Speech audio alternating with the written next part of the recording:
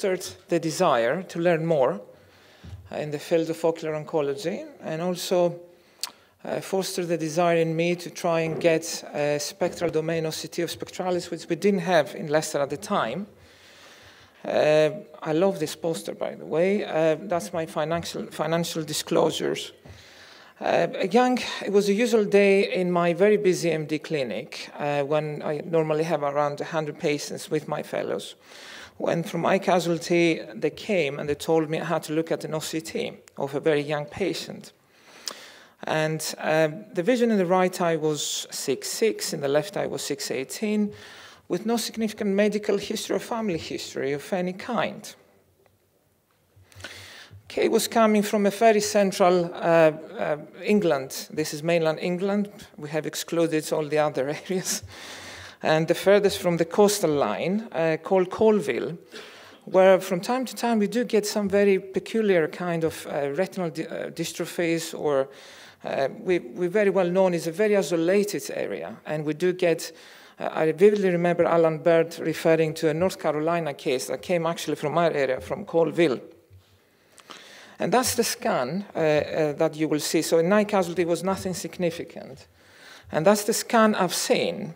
And that was back in October 2011. At the time, the patient was obviously younger, and there was this elevation of the RPE with associated what one would call subretinal fluids. And of great importance, although this is the TopCon 1000 we had at the time, one can already see that is a mass lesion in the choroid. So I had to come up with very anxious parents and a child that was losing vision. Naturally, we went into doing a fun-fluorescing angiogram, not having very high hopes that it will be of great importance. And it wasn't. And then, obviously, discuss the case. This is the ICG. The quality of the picture is very poor because we didn't have the spectralis ICG. We had the camera ICG back then. So I don't know whether you can see with so much lighting in the room the mass lesion with this temporally to the fovea. And that's the images we published eventually, which is a little bit more clear than the previous images that I had enlarged. So this is the angiogram, and this is the ICG, so the lesion is here.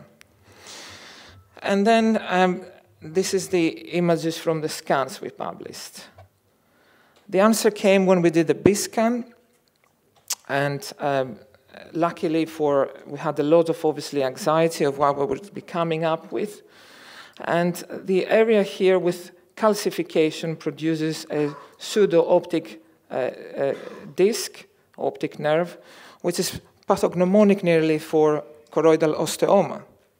And that has a big sigh of relief for K. And in conclusion, the choroidal osteoma is a very, very rare condition. I haven't seen any since. In the bigger center in the world, which is in Philadelphia, the Wills Eye unit of Jeremy and Shields and Carol Shields, in a period of nearly a quarter of a century, they had 61 patients. So it is really rare.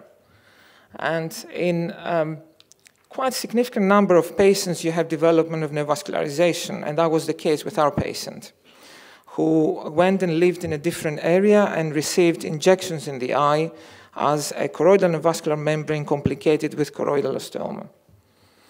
And the tumor stops to grow when you have it's a bone tissue inside the choroid, the choroidal osteoma. So the bone tissue stops to grow in the areas where you have the calcification.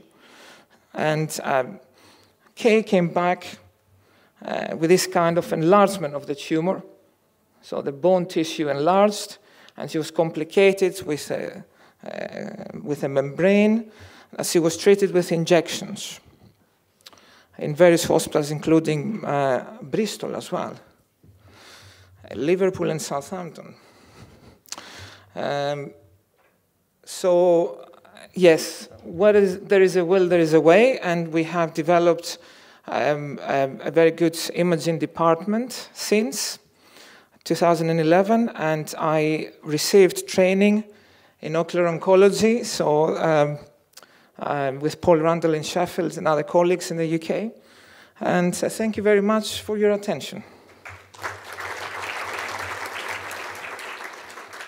I had some questions, just to give some topics. Anyway, we carry on. Yes. Teifi wants to ask me something. Yes, Teifi.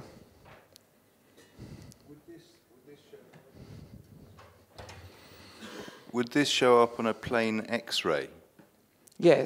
The calcification, if you did a plain skull film at a tangent, would the calcification show up on a plain Yes, I think it could, film? yes. Yeah, okay.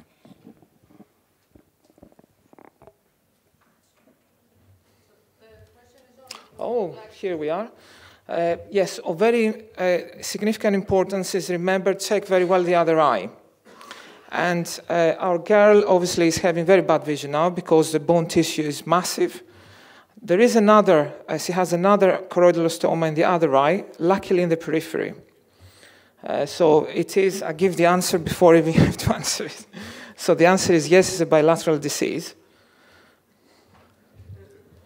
Thank you. I do your job easy. So the second question I wanted to discuss with you is it the second one? Yes. Yeah. So when you develop a membrane, we carry on injecting eyes. But, you know, a lot of the time when we do too many of these injections, and we do quite a lot, about 12,000 a year in Leicester, you wonder which one is the best in which disease. And we have injected membranes for all sorts of peculiar things, Sorsby, pseudo-inflammatory dystrophy with membranes, choroidal osteomas with membranes. Do you think any of these drugs is better than the other one? So the results, click the results because. So we see what you prefer in the clinical practice. The answer is we don't know because, and we will never be able to know with 61 patients in 25 years. Nobody can compare, do a study to compare this kind of things. So use any anti-VEGF would be applicable. And the last one is, which is an important one, I think, especially for the affected eye, and it has to do with the prognosis. What are you going to say to this girl? You know, this eye is an eye you're actually going to see very well, and you're going to be driving for the rest of your life, especially if it's affected in both eyes. So what is the overall prognosis? Thank you. The results? Yeah, the overall prognosis is poor. You're doing very well. Well done. Thank you very much.